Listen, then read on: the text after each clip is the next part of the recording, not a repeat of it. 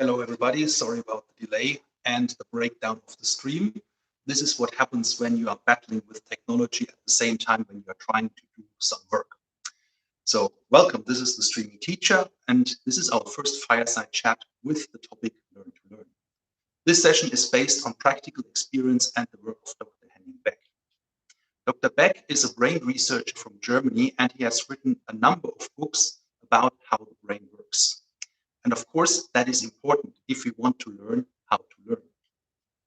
For that, we need to answer two main questions. A, why do we learn? And B, how does our brain turn information into knowledge? Let's get started. Non scole sed vitae discimus.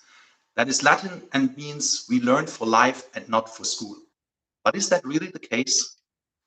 Honest answers are more like, I want to get my degree or I want to get a good job. So as long as you do A, you will get B.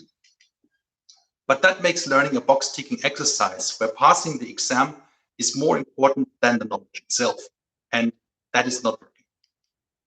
We forget soon after the exam and the knowledge is no longer needed. We need space for the next exam.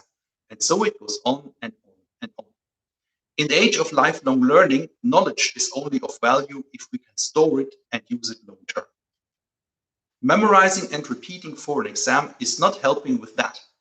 If understanding is the new learning, we need to go beyond these exams. We need to answer the question, what does that mean? And we need to answer it every single time we are facing new information.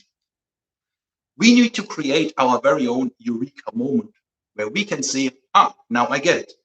Because once you get it, you cannot unget it. You can use it. It means you can apply information that you have learned and understood in a real life context. But how do we understand? Well, first of all, there is a time factor.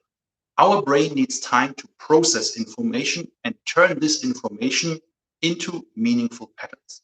We receive information all the time, and most of the time, we are not even aware of it. You realize the sun is shining or it is raining, things that happen all the time, but do not have an impact on the long term. That is why we need to rest from time to time and allow important information to be processed and to be stored long term. Secondly, we can help our brain by approaching the same topic we want to learn about in different ways. It is like sending the same information to the brain in a different disguise. Not only does repetition tell the brain, hey, this is important, but the different angles and ways to present information, the different facets of it, they help us to stay motivated and find new meaning in the same information every time. That means every learning type can produce successful understanding. Our personal preferences then enable ease of access, and they also decide how often and openly we engage with the topic. Thirdly, if we can connect new information to things we already understand, we can make sense of new information much easier.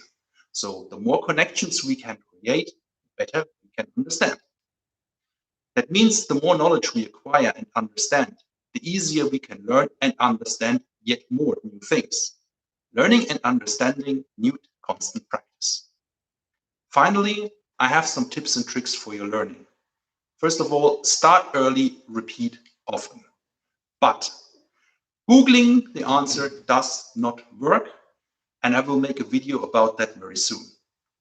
In short, it does not work because we do not process the information, but turn it into a Q&A transaction with no meaning whatsoever attached to it, except, again, ticking a box. Another piece of advice is to expand your knowledge beyond the absolute minimum requirements to pass the exam.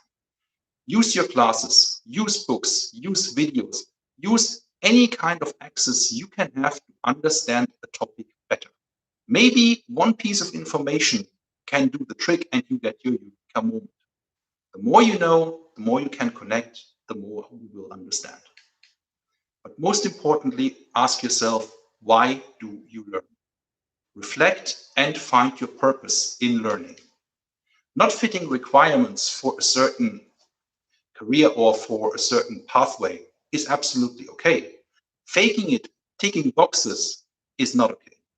In the end, you are not doing yourself a favor. For example, Do you want a doctor that memorized everything for their exam, or do you want a doctor that understands what they are doing when they are performing surgery on you? This was The Streaming Teacher. I hope you enjoyed this video, and I look forward to seeing you again. Until next time, reflect and make good choices. Enjoy your study and good luck.